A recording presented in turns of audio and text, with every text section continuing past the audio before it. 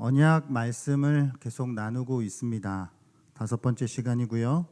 오늘은 아브라함 언약의 두 번째 좀 내용을 함께 나누도록 하겠습니다. 주일 오후 시간에 언약에 대한 부분을 말씀하고 있는데요. 드문드문 중간에 이렇게 세미나도 많고 이게 좀 띄엄띄엄 하다 보니까 아마 성도님들께서 그 전에 뭐였지? 나는 흐름을 잡으시기에 어려움이 있을 줄 압니다. 그래서 친절하게 잠깐 제가 복습을 하고 오늘 말씀을 다시 한번 나누도록 하겠습니다. 언약은 성경 전체에 가장 전체적인 흐름을 잡을 수 있는 중요한 맥입니다.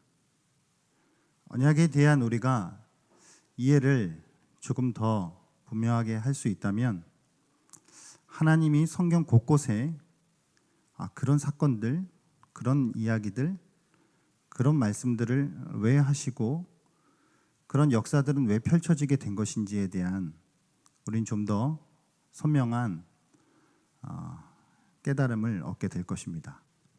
언약을 7개로 나눌 수 있다 말씀드렸습니다. 첫 번째 언약은 행위 언약인 창조 언약이라 말씀드렸고, 두 번째는 아담 언약, 세 번째는 노아 언약, 그리고 아브라함 언약, 모세 언약, 다윗 언약, 새 언약, 이 7가지의 언약이 있습니다. 그 복잡한 걸 내가 왜 알아야 되느냐라고 그렇게 생각하지 마시고 중요한 성경의 맥을 잡는 부분들이기 때문에 잘 한번 생각해 보시면 좋을 것 같습니다. 창조 언약은요, 특징이 행위를 조건으로 한 언약이기에 다른 말로는 행위 언약이라고 표현한다고도 했습니다. 간단하게 선악과 명령으로 압축될 수 있는 것이죠. 그래서 순종에는 하나님이 생명을 약속하셨고 불순종에는 죽음의 저주를 약속하셨습니다.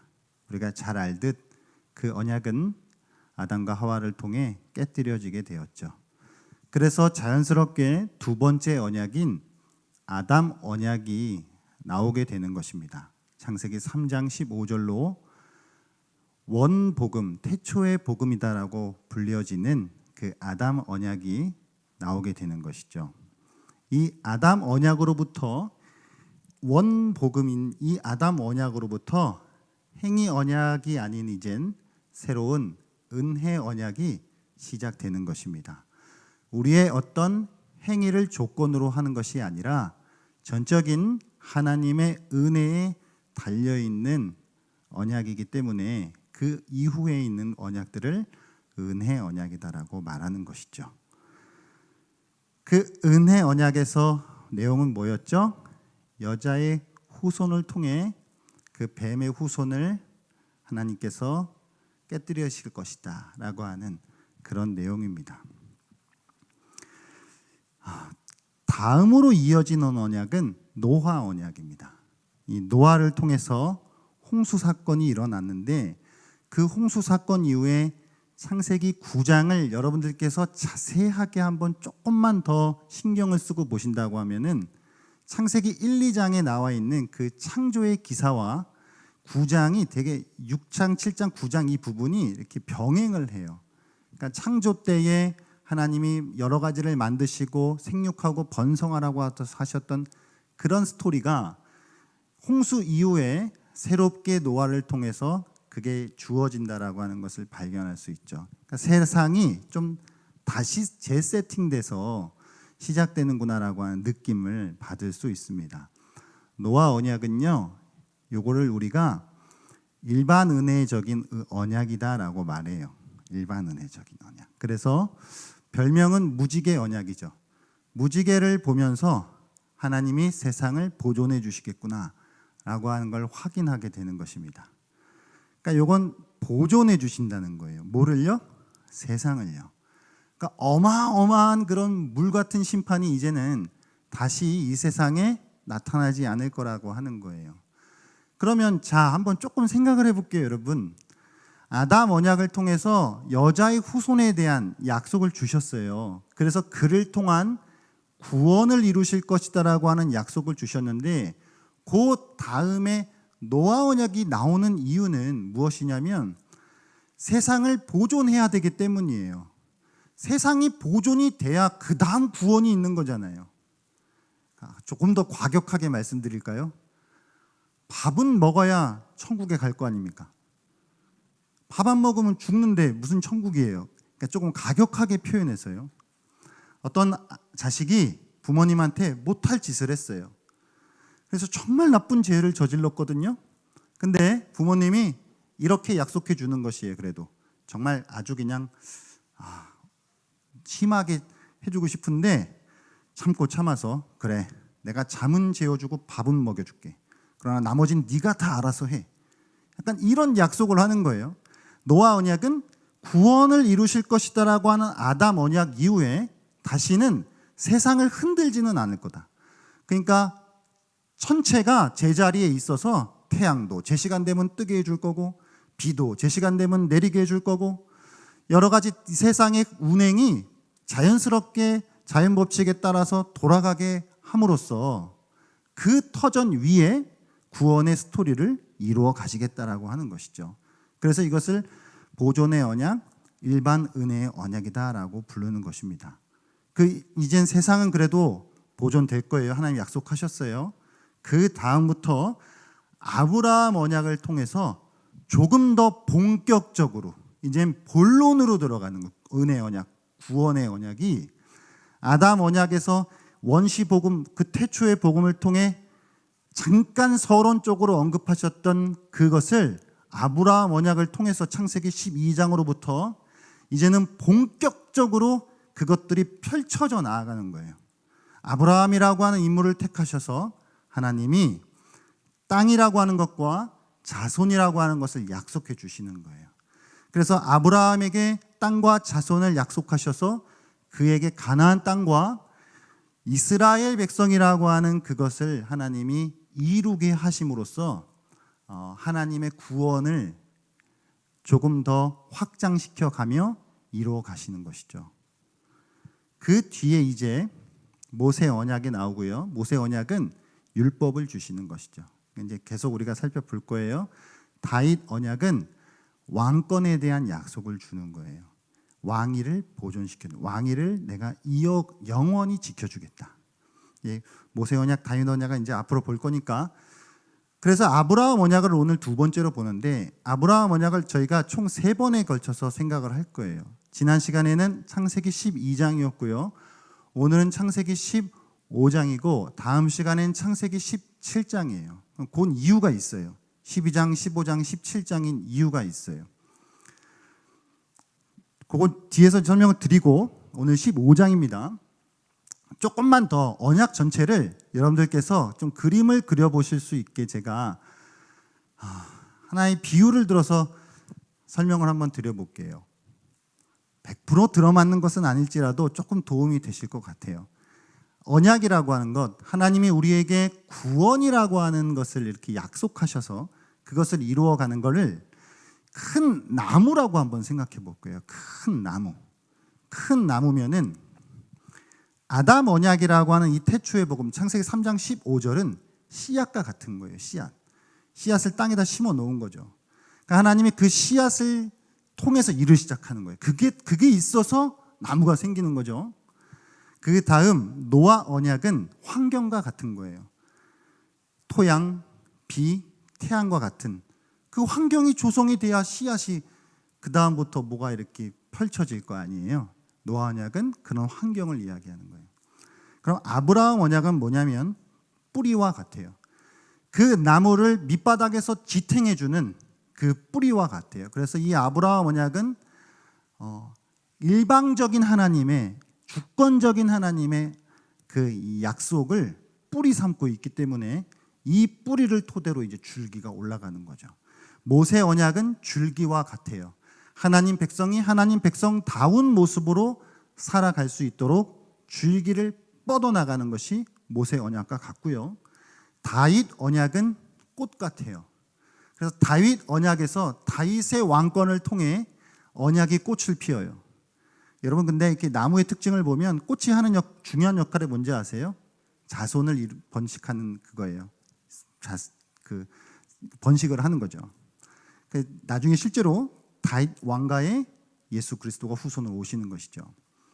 다윗 언약은 꽃과 같고 마지막으로 이제 신약으로 넘어가서 새 언약은 제가 새 언약을 빼먹었네요. 새 언약은 열매와 같은 거예요. 이게 궁극적 최종 목적지예요. 이 열매를 이루기 위해 이 씨앗이 심긴 것이죠. 그렇게 이해를 하시면 조금은 도움이 되실 것 같아요. 자, 여러분, 요즘 뉴스를 보게 되면은 가장 그 이슈가 되는 것 중에 하나가 대통령 당선자가 그 선거 전에 공약했었던 청와대 이전 문제가 지금 머리 아픈 것 같아요. 그런 것 좀 그만했으면 좋겠어요, 이제. 그런데 이제 대통령 어떤 후보가 내세운 공약은 뭐예요? 공적인 약속이에요. 이제 공약을 청와대를 이전하겠다라고 하는 약속을 했어요. 그래서 그거를 진짜 이제 하려고 해요. 뭐 그러다 갑자기 광화문이었다라고 했다가 뭐 또 용산 국방부라 했다가 막 이렇게 막 왔다 갔다 하고 뭐 취임 전에 무조건 한다 뭐 그런 복잡한 이야기들을 하고 있는데 뭐 저는 그것에 찬성 반대를 이야기하는 것이 아니라 어떤 대통령 후보가 당선자가 자신이 선거 전에 약속했었던 그 약속들을 그것들을 실제로 자기가 당선자가 된 이후에 그거를 지키는 문제가 참 쉽지는 않겠구나. 만약 그 선거 전에는 나름 왜 공약을 했을까요? 많은 공약들이 있을 거 아니에요. 공약을 하는 중요한 이유 중에 하나는 표심을 얻어야 되니까. 사람들의 마음을 얻어야 하니까 중요한 또 정책들을 공약으로 걸게 되는 것이잖아요. 그런데 많은 공약들 안에는 그대로 지키기에 뭐 좋은 것도 있겠지만 어려운 것도 있을 거예요. 그러니까 지금 같은 문제도 왜 꼭 그 시간에 꼭 그걸 해야 되느냐?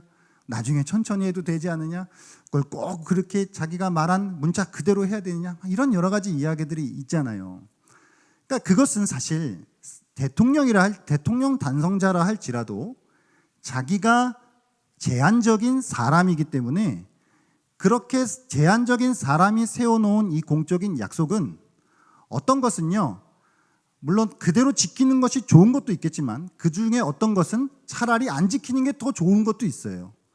그건 좀 나중에 지키는 게 더 좋은 것도 있어요. 꼭 무조건 다 말했다고 해서 그거를 다 지키는 게 무조건 좋은 것은 아니겠죠. 왜요? 사람이 부족하잖아요. 사람이 어떻게 그 멀리 내다본 미래를 다 내다볼 수 없잖아요.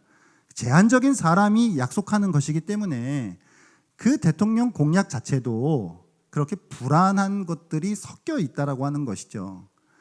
그런데 하나님이 우리를 구원하시는 약속에 있어서는 그런 것이 없어요. 하나님은 다르다는 거예요. 하나님이 처음부터 우리에게 약속하신 모든 것은 그거를 변경시키거나 그거를 수정하시거나 그거를 다시 뒤집어 엎으시거나 좀 늦게 이루시거나 좀 일찍 이루시거나 그렇게 할 필요가 없다는 것이죠.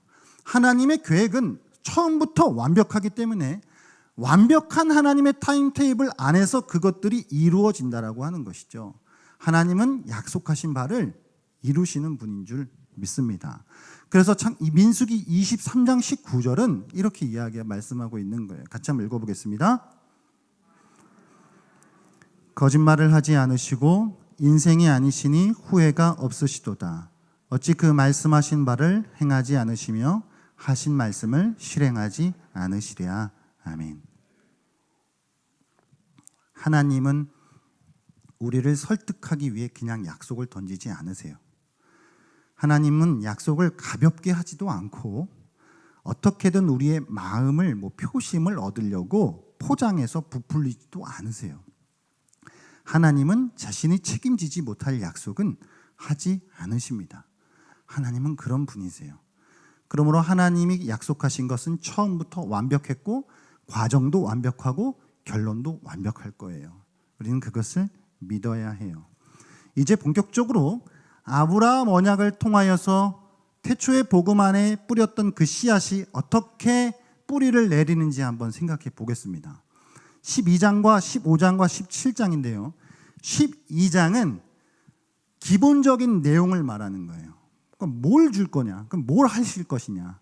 땅이랑 자손을 줄 거야 라고 하는 그것을 하나님이 12장 가운데에 하나님이 아브라함을 통해서 약속하시는 것이죠. 그럼 15장은 뭐냐면은 15장은 그 약속에 대하여서 확신을 주려고 하는 거예요. 확신을 주기 위해서 어떤 의식을 치르는 거예요. 의식이요. 예식 같은 거를 치르는 거예요. 오늘 보면 쪼갠 짐승 사이로 지나가시는 그 의식을 통해서 약속을 확증하시는 겁니다. 그게 15장이에요. 그럼 17장은 뭘까요? 17장은요, 그 약속에 대해 다시 한번 확신을 주기 위해 어떤 징표를 주시는 거예요. 표징이라고 말할 수도 있죠. 그 징표를 주시는 건데 그 징표가 뭐냐면 바로 할례예요. 할례를 표징으로 주심으로써 하나님의 약속에 대해서 더욱 확신을 갖게 하는 거예요. 이게 잘 머릿속에 안 와닿으시면 제가 결혼과 비유를 좀 들어볼게요. 자, 두 사람이 만나서 연애를 하고 사랑을 한 다음에 야, 우리 둘이는 이제 결혼을 하자 약속을 해요. 자기들끼리. 그건 자기들끼리 약속한 거는 약속한 건데 뭐 그걸 자기들만 알지 뭐 그거 뭐 눈에 보이지도 않고 어떻게 알아요? 그게 창세기 12장이에요. 하나님이 아브라함에 나타나셔서 약속하세요. 그거를 이제 두 사람이 뭐를 통해 더 확실하게 못 박죠? 결혼식을 통해서 확실하게 못 박아요. 창세기 15장은 하나님이 쪼갠 짐승 사이를 지나가시는 이 의식을 통해 그걸 못 박는 거예요. 이건 진짜야. 우리의 관계는 진짜야. 라고 하는 걸 못 박는 거예요. 그럼 17장은 뭘까요? 이 할례 의식은 결혼과 비유하면 그런 거예요. 이제 결혼하고 나면은 뭐 그 전에도 할 수 있지만 그 동사무소 가서 뭐 하죠? 혼인 신고합니다. 지금 저기 도장이 찍혀요. 눈에 보이는. 이거는 이제는 어떻게 못 하죠. 혼인 신고를 하거나 혹은 뭐 요즘 잘 안 하기도 하지만 결혼 반지와 같은 무슨 눈에 보이는 이런 어떤 표시가 있는 거예요. 이것이 할례와 연결되는 것이죠. 두 사람이 같이 약속한 것은 창세기 12장이라고 본다면 결혼식은 창세기 15장, 혼인신고와 결혼반지는 창세기 17장. 이렇게 연결을 하면 조금 이해가 되실까요? 그래서 쪼갠 짐승 사이를 지나가는 의식이 마치 결혼식에서 신랑과 신부가 하객들 사이로 지나가는 것과 조금 비슷하지 않나요?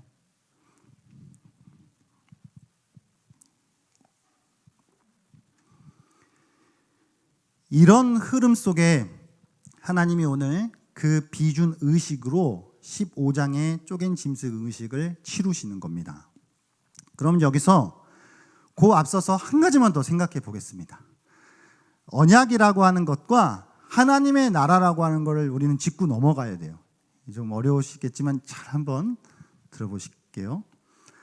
그러면 하나님이 창세기 12장에서 아브라함에게는 왜 땅이랑 자손을 왜 땅이랑 자손이냐 그럼? 다른 것도 많은데.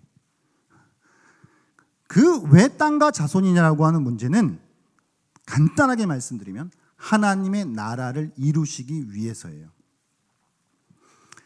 하나님은 하나님의 나라를 세워가시는 방식으로 그 언약을 성취하십니다.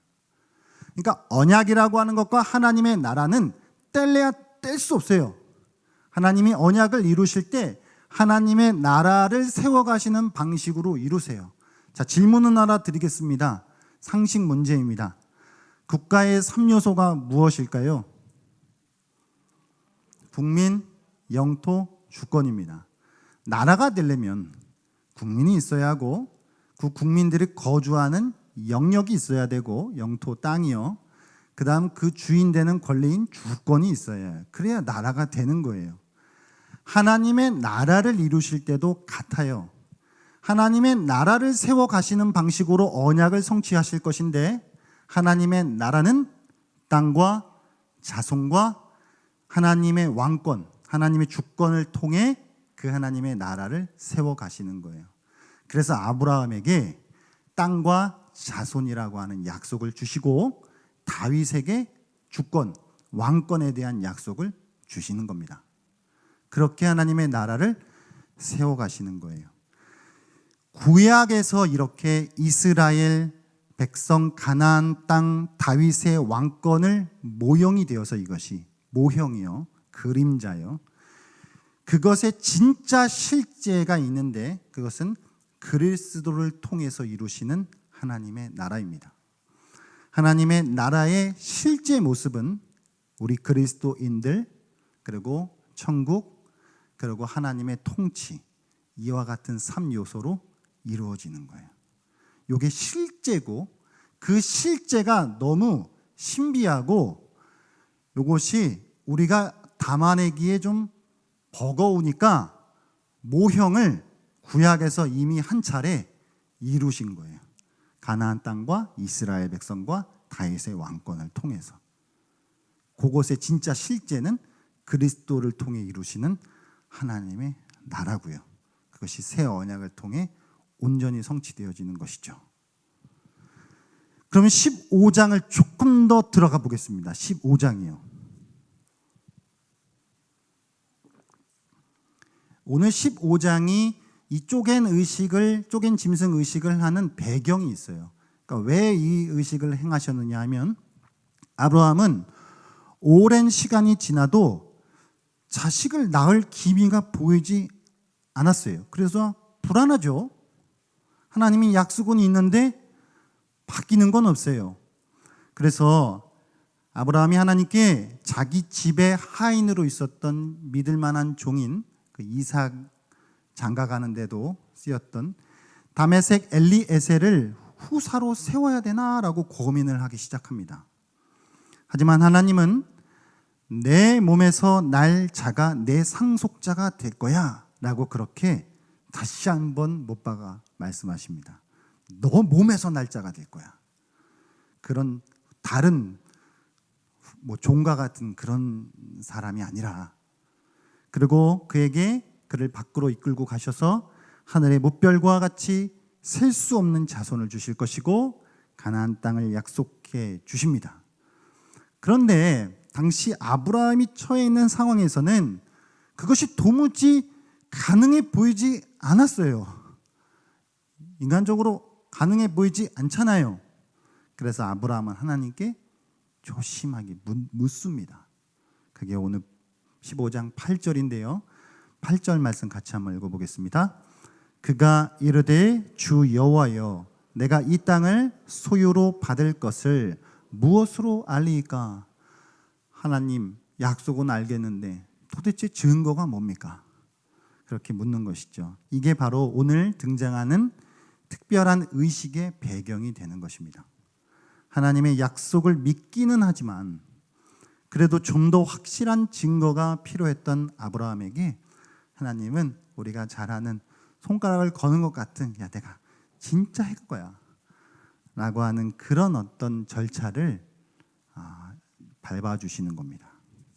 그래서 하나님이 아브라함에게 3년 된 암소와 3년 된 암염소와 3년 된 숫양, 그리고 집비둘기 새끼를 준비하라고 하시죠. 그리고 소와 염소와 양을 가져다가 그 중간을 쪼개고 그 쪼갠 것을 마주 대하여 놓게 하시죠. 그리고 해가 져서 어두울 때에 신기한 장면을 보게 하십니다. 그게 17절인데요. 오늘 본문 창세기 15장 17절 같이 한번 읽겠습니다. 해가 져서 어두울 때에 연기 나는 화로가 보이며 타는 횃불 쪼갠 고기 사이로 지나더라. 아멘. 그러면서 다시 한번 약속을 또 다시 언급하세요. 그게 18절인데요. 15장 18절 읽겠습니다. 그날에 여호와께서 아브람과 더불어 언약을 세워 이르시되 내가 이 땅을 애굽 강에서부터 그 큰 강 유브라데까지 내 자손에게 주노니. 아멘. 그걸 지나가게 하신 다음에 다시 땅이랑 자손을 내가 줄게 라고 다시 확인시켜 주시는 것이죠. 요 의식은 당시 고대 근동 지방에 어렵지 않게 볼 수 있는 그런 모습이었어요. 예를 들어 부족과 부족이 약속을 한다거나 계약을 맺는다거나 그런 것들을 행할 때 어떤 그 정해진 절차가 필요했던 것인데, 이렇게 짐승을 쪼개놓고 양쪽으로 마주 대하여 놓은 다음에 약속의 당사자 2명이 손을 잡고 그 쪼갠 고기 사이를 지나가면 이런 약속을 내용을 담고 있는 거예요. 만약 둘 중 하나 누구라도 이 약속 파기하면 요 짐승처럼 될 거야 라고 그렇게 다 암묵적으로 그것을 다 동의하고 나서 그 의식을 치르는 것이죠.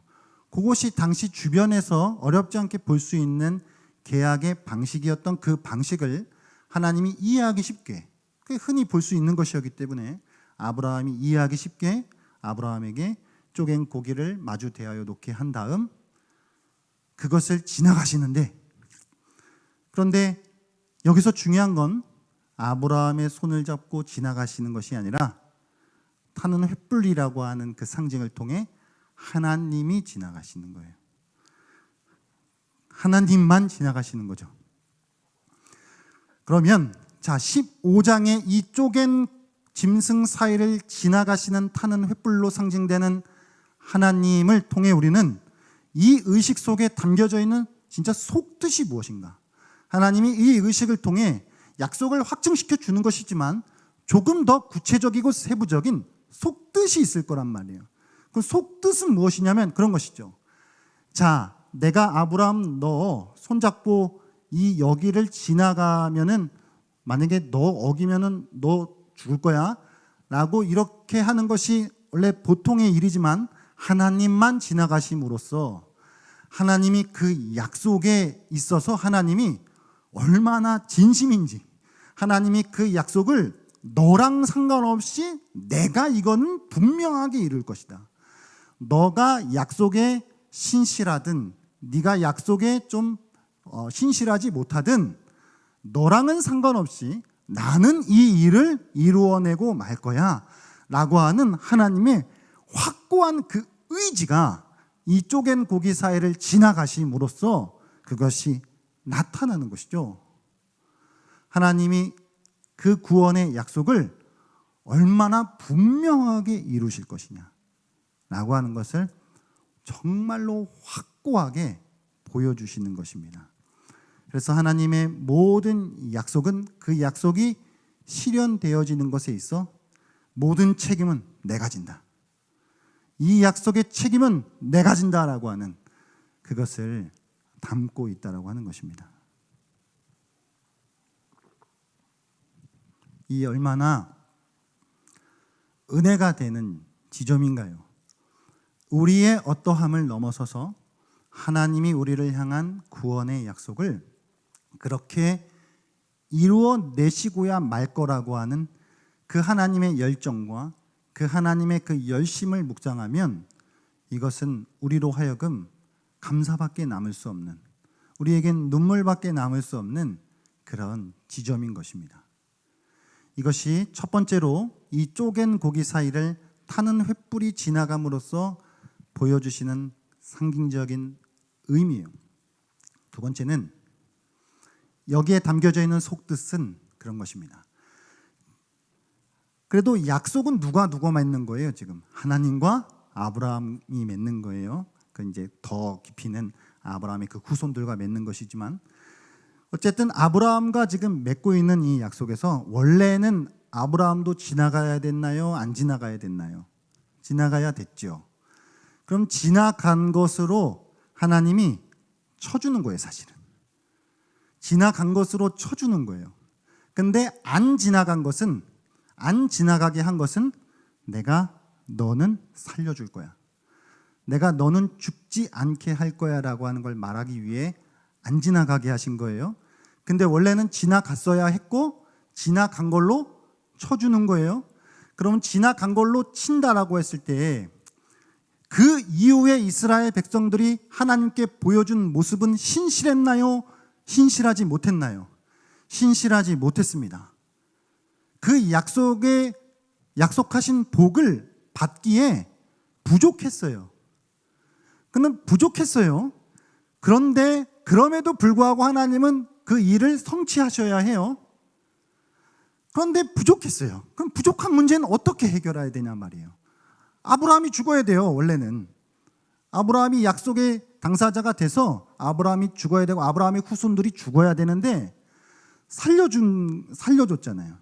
자, 이것이 훗날 그리스도를 통해 오셔서 이루신 사역과 연결이 되죠. 그리스도께서 이 땅 가운데 오셔서 무슨 일을 하셨죠? 우리를 위해 사시고 우리를 위해 죽으셨죠.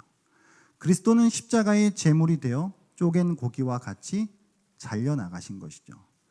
하나님이 우리가 당해야 할 그 징벌을 하나님 당신이신 그리스도가 그 일을 당하게 하심으로 책임을 지셨단 말이에요. 하나님은 그냥 다 없던 일로 할게 이런 식으로 그냥 대충 덮어 넘어가는 것이 아니라 아브라함이 원래 지나갔어야 했던 것을 지나간 것으로 쳐줬고, 그렇다라고 한다면 그 책임은 누군가가 지어야 하는데 그 책임을 하나님 당신이 지심으로 그리스도가 쪼개워지는 그 십자가의 죽으심을 통해 그 구원의 사역이 온전히 이루어지게 하셨다라고 하는 것입니다. 우리가 이것을 기억해야 하죠. 모든 것이 너무 치밀하지 않나요? 모든 것이 처음부터 너무 완벽하지 않나요? 우리는 이 약속들을 통해 하나님이 우리를 얼마나 사랑하시는지, 하나님이 우리에 대한 사랑이 그냥 내가 너 사랑해 이렇게 말하면 잘 안 와닿잖아요. 이런 구체적인 사건과 어떤 하나님의 모습들을 통해서 우리에게 어떻게든 하나님이 그거를 설득하시잖아요. 지금 알아먹으라고 좀 설득하시잖아요. 그리고 하나님의 그 약속은 어떤 무슨 대통령 당선자의 공약이나, 저도 옛날에 어렸을 때 엄마가 저한테 약속 많이 하셨거든요. 뭐 사준다 그때 약속 안 지켜갖고 제가 상처받은 게 아직도 남아있는데요. 사람의 약속 같은 약속이 아니잖아요.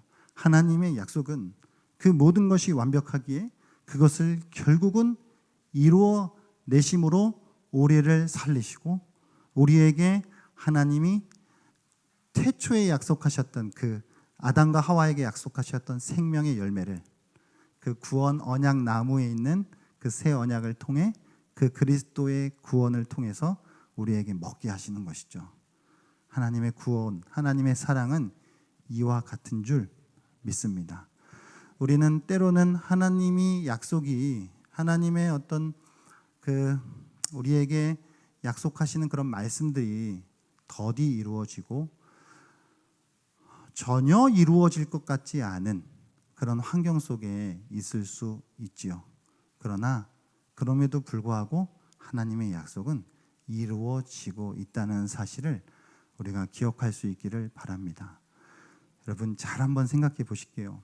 창세기 12장, 15장, 17장을 말씀드렸는데요. 이게 우리가 성경을 책으로 이렇게 보고 있으니까 아브라함 삶 속에 참 그래도 하나님 빠르게 이렇게 12장하고 15장하고 17장하고 그리고 참 그래도 아브라함 버틸만 했겠네 이렇게 생각할 수 있지만, 훨씬 더 긴 시간들의 그 침묵과 훨씬 더 긴 시간들의 그런 고뇌가 아브라함에게 있었을까요? 없었을까요? 있었죠. 성경은 기록을 안 할 뿐이죠. 그 수많은 고뇌와 침묵, 아무것도 보여지지 않는 까마득한 그 환경 속에 아브라함은 그 과정들을 다 지나온 거죠. 그러고 중간중간 하나님이 그렇게 약속을 재확인시켜 주시고 다시 확실하게 증거들을 주심으로써 결국에는 그 일을 이루어 가셨던 것 아니겠습니까?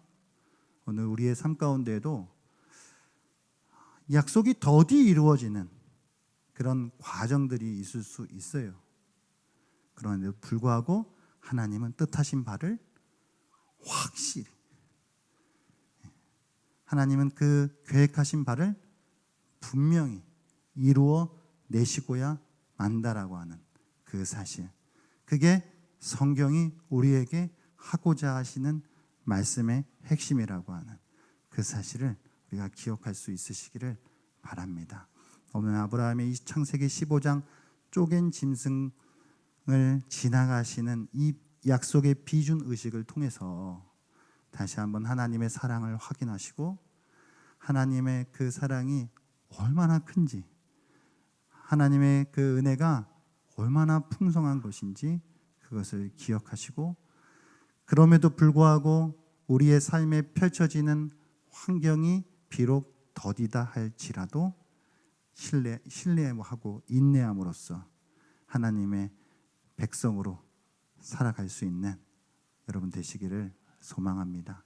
그래서 우리를 통해 이 시대에 지금 여기에 하나님의 나라가 세워져 가는 그런 아름다운 열매가 있게 되시기를 주의 이름으로 축복합니다.